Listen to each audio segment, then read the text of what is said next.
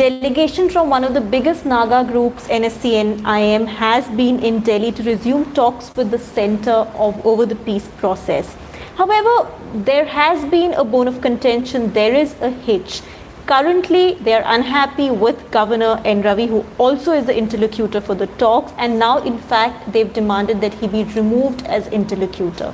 This again is a complex issue, or something a lot of us are not as well versed with. So to help us understand it better, we have Ananya Bharadwaj, who tracks the Home Ministry for ThePrint. You can start sending in your questions to her. This is a live episode of Government Matters. So Ananya, let's first trace the history of the Naga peace process a little bit so that we can give it context as to what's happening right now. So Ruhi, it's a 23-year-old problem. It is not something that is very new. So it has been going on for a while, and there have been several governments who have worked on resolving this issue by getting all the Naga groups on board, the biggest one being the NSCN IM. But the issue still remains unresolved. In fact, this government had given October 31st as a deadline last year of resolving this issue, and everybody had come together. In fact, at that time we were told that the issue is going to get resolved, but even then, there are some contentions. So just to give a brief about what the problem is, what the issue is, that that these groups are asking for a greater Nagaland, which means that 1.2 billion population of all the Naga people, whether it is in Assam, Arunachal or Manipur, should come together in a greater Nagaland. In this, the government had in fact said that there will be no reorganization of the territorial boundaries. So that is not something that they will agree upon. But then there are other things that can be worked on. So there were talks that went on for a while, but the contention still remains that these people need a separate flag and a separate constitution. Right. That is where the contention, where the thing is stuck at this moment. So a lot of things were agreed upon in terms of jobs and securing their identity as Nagas. So in fact, in the last talks, it was also told that the government had also agreed upon a separate flag, but only for social and cultural purposes. But that was not something that was agreed upon by these Naga groups. So right now, of course, this has been in the talks, and this has been discussed for far too long, but still hasn't reached the conclusion. So this is a brief about what the issue is. So what was the deal that was signed in 2015 by the Modi government? Yeah, so August 3rd, 2015 was like a framework of this Naga Accord, which was signed and agreed upon by both parties. And that is the framework that was being relied upon for further talks and further negotiations. So in fact, now that is the issue with the Naga groups, that the government is backtracking and not sticking to that framework. So now what they have demanded is that we want the government that they should stick to that 2015 framework, August, which was signed and agreed upon by both parties, the government as well as the groups. Now, what is the issue with Mr. Ravi, who, as I said, is the governor as well as the interlocutor for the talks? We'll come to the latest issue later, where they're alleging that he removed a certain keyword from the document. But what has been the problem with him through the process? So this is like quite a recent development, Ruhi. In fact, it started in the month of, I think, last year, and in the month of June it came out. Because in June, R.N. Ravi had apparently called the Naga groups a group of gangsters, armed gangsters, which is what hurt their sentiments, and they were quite hurt, saying that we have been in talks with Mr. Ravi since 2015, and this is what we get to hear, that we are a group of armed gangsters. Then in July, he also, this was in a letter in fact written to the Chief Minister in June. Then in July, he also took out a government order saying that the government officials of the state should come out if they have any association or if any relation with these groups. So that also was taken in a very negative way by these people, saying that we are all a family, and if you're asking a Naga person if you're related to any of the Naga groups, it's like attacking them. Yes, it's targeting them. So which is what which was taken in a very negative way by these people, and then after that I think it started derailing the relationship, and which is why it has now reached a stage wherein they want the interlocutor to be changed. So what is the latest trigger? Because they've issued a statement asking for the interlocutor to be changed and have alleged certain wrongdoings, misdoings. Yeah. So this is the 2015 agreement, which we said is a framework agreement. It was signed on 3rd August 2015, and both the parties agreed upon all just a framework which will be used for further talks. So now the allegation is that Mr. Ravi has removed a key word which is new. So I'll just read out this, and this is the first time that the details of this 2015 agreement have come out. In fact, whenever anyone asked about the agreement, we were told that it's a developing thing, and these details will come out only once the accord is signed. So the agreement of the framework was never out. So this time they have outed this the framework which was agreed upon in 2015 independently. So it says that sharing the sovereign power and provide for an enduring, inclusive new relationship of peaceful coexistence of two entities. This was written in the original framework which was decided upon in August.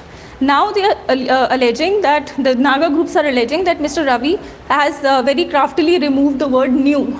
So it becomes enduring, inclusive relationship of peaceful coexistence of two entities. So what difference does it make? Yeah, so the new word is very politically sensitive here, because right now what they are demanding, the Naga groups are demanding a separate constitution. Okay. Now if we just remove the new word, then it brings them also under the purview of Indian constitution. So it is not an agreement of peaceful coexistence that is happening under between two sovereigns.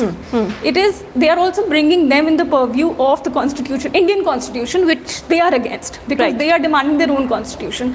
And hence that is the allegation that you have independently removed this word new, completely giving your own interpretation of this entire framework, and then forwarding it to other Naga groups as well, which is why they're saying that we can't trust him anymore and we need him removed.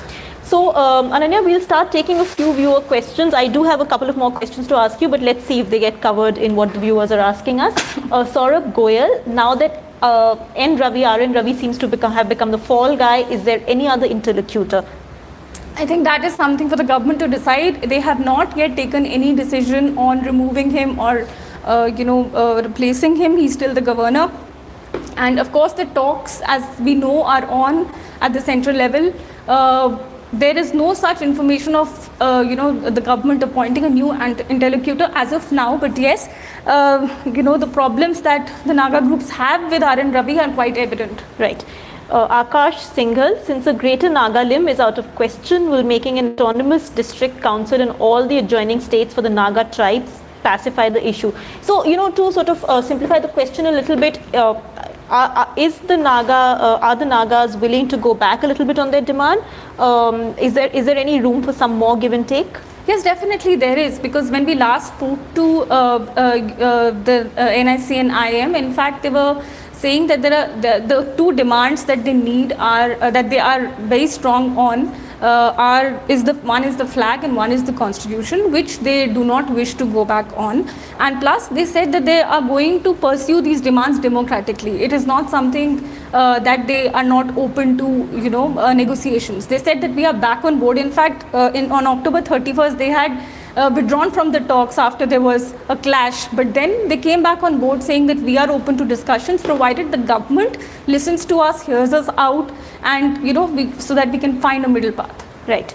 Saurabh Goyal, it is being said that the NSCN has released the 2015 framework agreement. What does it say? So what else does the framework agreement say besides, of course, the statement that where the new word new has been released? See, I think this is the most important bit of the agreement. Apart from that, it has about things that that the government and the NSCN Naga groups had agreed upon, like jobs and protecting the identity of the Nagas, how they are going to do it.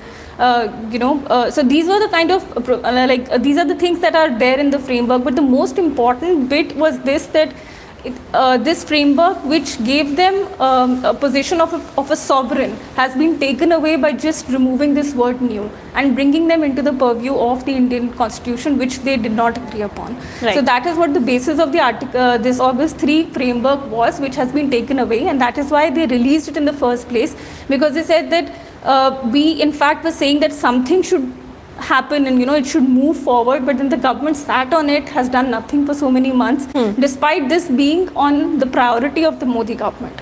So they have missed so many deadlines, still no conclusion has been drawn till now. Right.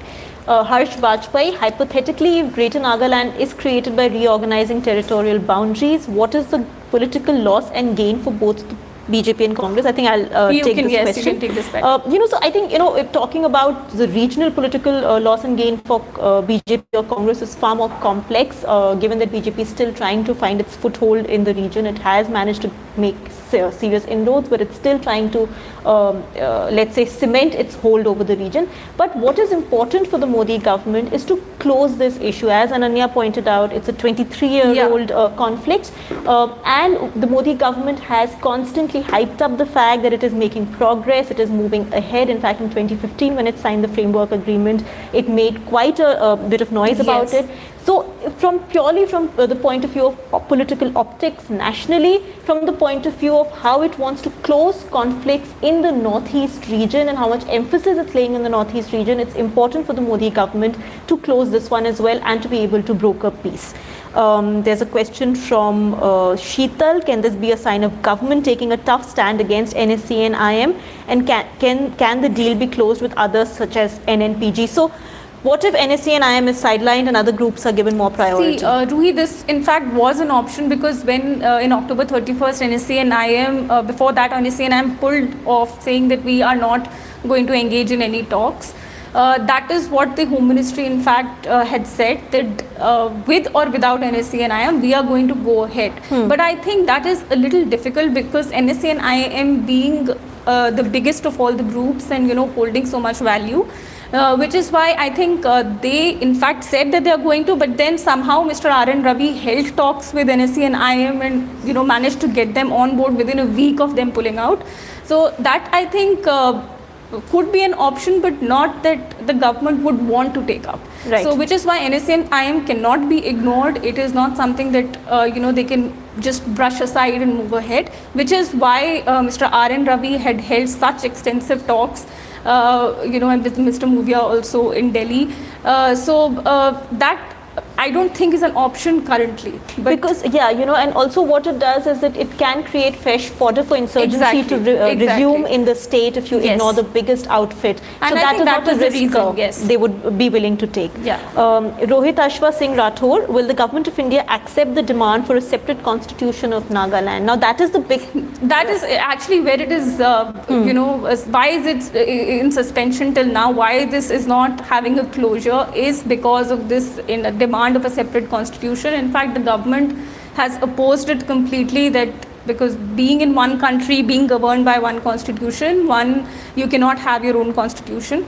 In fact, they also suggested some sort of measures saying that you can have an autonomous council, that can have, but then they need a separate constitution of their own, which is something that the government of India is not agreeing upon. And I think that was the major job that was given to Mr. R.N. Ravi, to convince them on something, to reach a middle path somewhere, so that you don't have to give them a separate constitution, but on the sidelines something that would pacify them. But till now they have not been able to achieve it. Right. So Ananya, just to explain now, where do the talks stand now? Because we've understood what the conflict is about, we've understood what the sticking points are, we've understood how there is an issue with the interlocutor, but because the delegation is in Delhi, what is happening, what kind of talks are happening, what is the kind of progress that the delegation being in Delhi has made? So the main reason for them being in Delhi was that they were not happy with R.N. Ravi, as we have already discussed. And that is why they wanted a meeting with the government representatives in the Ministry of Home Affairs. MHA has, however, been completely tight-lipped, not even saying that the delegation is here or any talks are being held. But definitely the people are here. There was a meeting last week, and now there's another meeting this week which is scheduled. So, but R.N. Ravi again is not a part of this. In fact, the Home Minister is not a part of this as of now, because he's in the hospital getting treated for COVID. So though the talks are on, the government is currently not saying anything, and I don't think that this is something which can reach a conclusion without the key players being present. Right. So let's see. I mean, we really don't know where it is going as of now. I think it probably could lead to a change of interlocutor in case the government is convinced that Mr. R.N. Ravi has not been able to deliver. Right. So that is what we are looking at. I mean, we're keeping a tab on what the developments that will happen in Home Ministry, but we'll know once it is decided. Right. Well, in fact, if you're still not clear about what the NSCN IM really is, what is the history of the group, you can refer to a video property. Today I learned with ThePrint a couple of days ago by my colleague Bismi, or was it yesterday in fact, I think, yes. Where she explains in 1 minute. It's a very snappy, very interesting but very significant explainer of what this outfit is, what its relevance is and what its history is. But thank you, Ananya, for trying and walking us through this very, very complex, as I said, issue which a lot of us really have not quite understood till date. Thank you for watching Government Matters, for sending in your questions. Keep subscribing to our YouTube channel for much more.